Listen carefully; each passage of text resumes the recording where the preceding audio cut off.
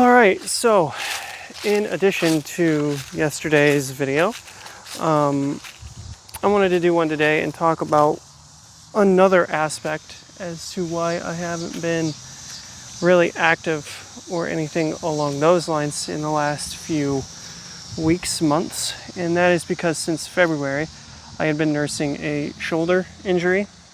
I tweaked it while bringing in 40-pound bags of wood pellets for our pellet stove. And that, oh man, the breeze is incredible. Hopefully it's not too distracting without the windscreen on the microphone, but alas, we are going to continue on. So I tweaked it back in February while I was bringing in these 40-pound bags. And it was a little ridiculous, actually. It hurt, and I thought, honestly, for a minute I had either given myself a shoulder impingement or that I had a tear in my rotator cuff. But ironically enough, neither had happened, and it was such a multifaceted thing. Basically, long story short, is between your shoulder blade and your spine, there is a muscle called the rhomboid. So it was my rhomboid, my trap, the rear head of my delt, and the lateral head of my triceps. All four of those were affected in the tweak and just really needed deep tissue massages to get all of that out. Now, unfortunately, it took me a really long time to figure out what aspects of each muscle hurt the most. I heard a sound from behind me, so I had to check what it was. But that had really been affecting my ability to be active and to move around and to lift the heavy things that I need to lift. But really, it was just within the last couple weeks that I really, my big thing is trust the body. I like to be in tune with my own body and figure it out. For the longest time, I thought I had shoulder impingement. I gave myself tests. My God, the wind, it just is helping so much on this really sunny day. It's been hot. It's been a lot of work today out here in the yard. But and for some reason, it is July, and my tree here, this walnut, is dying slowly but surely. The same thing happened last year with it too. It's unfortunate, but it's got some sort of disease. But hey, I love the fall aesthetic, so right now I'm embracing it. I'm loving it. But getting back on track here with my shoulder issue, I had it took me a minute, because at first I would just sit there and I thought that, well, I tweaked it, I'll just let it rest. And then it got worse as I just let it heal. So again, it would hurt with me just sitting there, barely moving. Anytime I tried to lift anything heavy, it was just this massive pain. And I just poke around. I trust the body. I like to be in tune with my body. So I poked around and I would feel where it hurts and just massage it. And it got to a point where I was asking my wife to use her elbow for a deep tissue. So she was just in there and really just digging into my rhomboid and then the trapezius muscle. So we were getting that, and after that, I could sit there, be pain-free, and I thought I was like home free at that point. Not the case, because when I would make this movement, there would be a pain, a really sharp pain, just in the rear delt. So it got to a point where I found out I needed to stretch it out like this, and there would be a pain that it was here and would affect down into my tricep, down to my elbow. But then it even affected my ability to work out, to lift. So I'm a huge chest fly guy. I love doing the chest flies, and to work like the inner chest and try to get those fibers going. But even in doing that, it was not the best. Like, I would load up to do that and there would just be horrible pain just in my tricep and coming out, and it was not good. It just was not good. Like, I knew something was wrong and I wasn't sure what. And it was just months of trial and error. And finally, what I found is that the lateral head of my triceps and the fibers running into my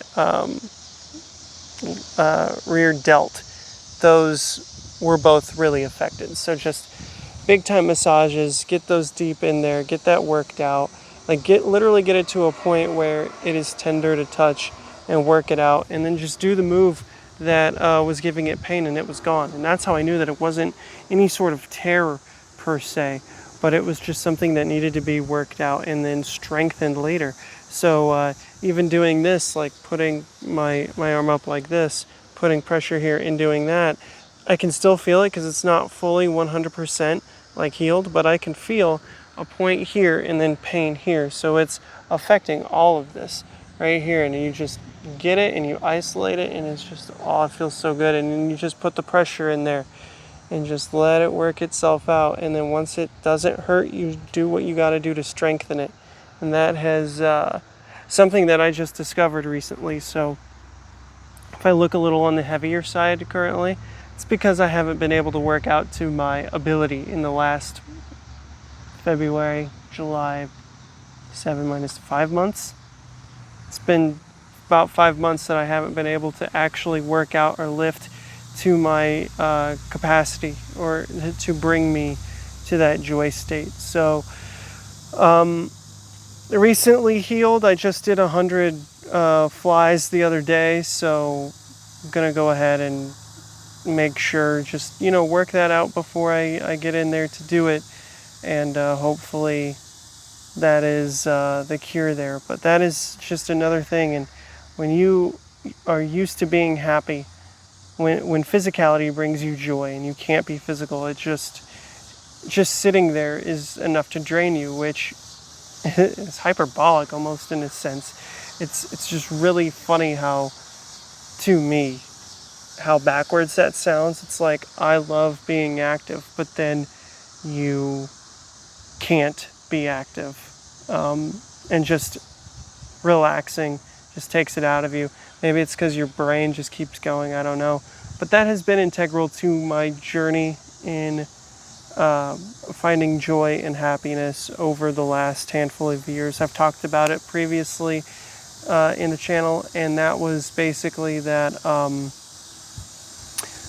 sometimes I get full of this chaotic energy, and it's just excitement. That's what anger is, and it prevents me from being in my Zen state. So I just have to be active and really clear that out.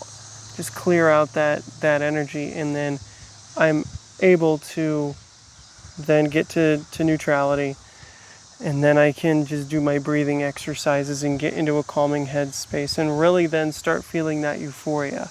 And that is ultimately where you try to get to when you are meditating. And a lot of people try to, when it comes to spirituality, people try to split it into you don't have to be active to or do anything physical to achieve a mental state, that emotional state of euphoria.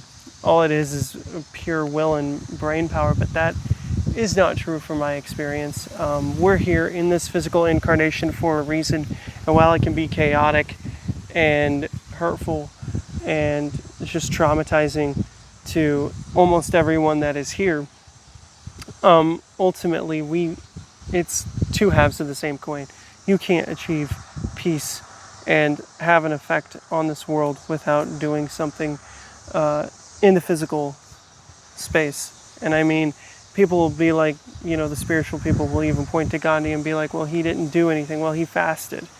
Being in a fasted state, not consuming food, will also trick you into being in that euphoric state. I felt it before, where I just ingested a ton of water and I didn't eat. But also, you have to look at what he was doing. He was tailoring it to his lifestyle, which was sitting there, not expending much actual physical energy. If you are a person that loves being physical, you work with your hands, you create stuff, you do need food, at least a certain amount. You don't need 5,000 calories a day, which is the traditional, American diet, I think. I don't know. A lot of people, they eat 3 meals of at least 1,500 calories, and it's, not good. And that is why they are obese. That is why the most of Americans are obese. So there's a balance issue. I've said it before, I'll say it again. Balance is the key to happiness. And when I was not able to be physical, I really just needed to figure that out. And I did. It was a problem, and I really hated the problem in the moment, but I was able to figure it out and get what I needed out of it. Just like with the moles, the voles, and the groundhogs that are out here in my area of the world. At first, I did not like it. I did not like dealing with them. But I just acknowledged that they were an inevitable part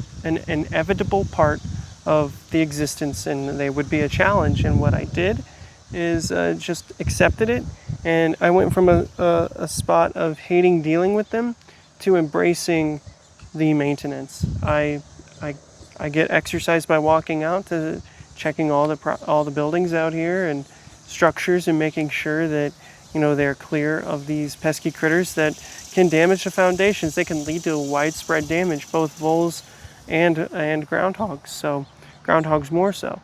But you go and you check these things, and you just then work on getting them out of there. And if you have a mole or vole problem or groundhog or any digging critter, they have a product out there called Mole Max. You can get it from Home Depot. Would highly recommend it. Another thing to do is get bounce dryer sheets. For whatever reason, these animals absolutely despise the intensity of specifically bounce and that smell. That's how I drove out all the groundhogs last year that were plaguing my property in 2 different spots. One had returned, and I got rid of them just today. It seems like I'm going to continue monitoring, but it was a baby, so from what I've seen, and it just sniffed out an old hole and got in there. So I didn't do my due diligence in making sure that it was inhospitable for them. That's all you got to do, is make sure that their burrow is inhospitable and they won't come back. You do that with castor oil, which is what Mole Max is predominantly made out of. You got castor oil and the bounce dryer sheets. You do that treatment, digging critters stay away, basically. You just make sure you stay on it for a very short period. They will try to keep coming back because, hey, if they have a nice spot, they'll keep coming back. And you just make it inhospitable. They will go away and find another place. That's what you got to do. It's either you kill them, you actually put the work into capturing them, taking them at least 15 miles away and releasing them. Believe me, you know that sounds overkill, but it's true. They have really good sniffers. And then, or you make it someone else's problem by just maintaining your own space and making it inhospitable towards them. I've done that, and I've told all my neighbors who have come to me over the last year as they've seen me grow and they hear my successes with it. Now I'm sharing that knowledge with them, and then the more we drive them out, the more we'll drive them out, and the more that knowledge is shared, that will be more sound and secure. And knowledge is power. And I have gone on this long ramble, so to speak. But ultimately, it's all in the name of that balance, right? And progress, because that is what this life is about.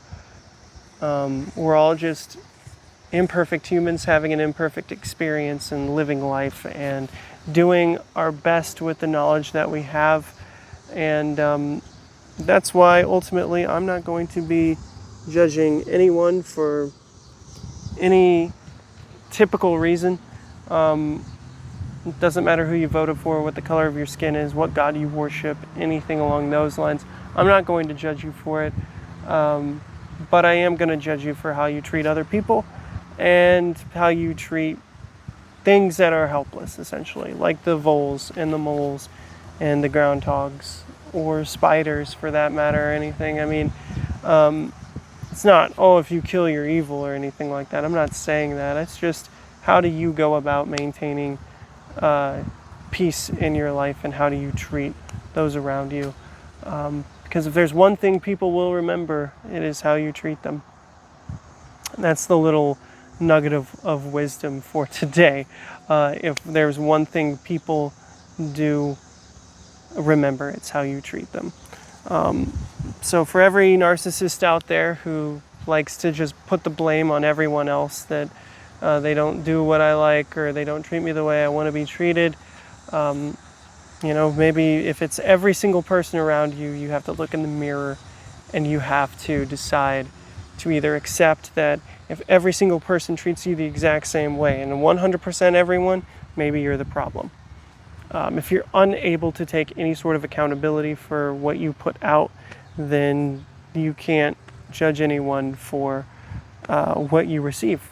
So it's like I always tell people, there are a lot of people that don't like me, but there are just as many people that do, if not more, probably more. And the two types of people, entities, living creatures, I'll say, that love me the most are animals and babies. Babies and animals love me to death, and I think that is just what makes me essentially a walking green flag. Another thing that makes me that way is, you know, I create an environment where people just feel comfortable telling me things. I had a friend recently tell me that I'm the one that they have the deepest conversations with, so I take that to heart. And that is, I know, like, in this moment, I'm very self-aware that any stranger can watch this and be like, well, you're not being humble. All I'm doing is speaking facts. I'm a very matter-of-fact person. So, you know, if you don't think I'm being humble, that's fine. That's fine, because sometimes people can view the truth as gloating, and it is what it is. If I don't stop, though, this video is going to go for a lot longer. So just remember that people will always remember how you make them feel. To recap as well, the shoulder issue is why I haven't been as active, and it feels better, kind of better.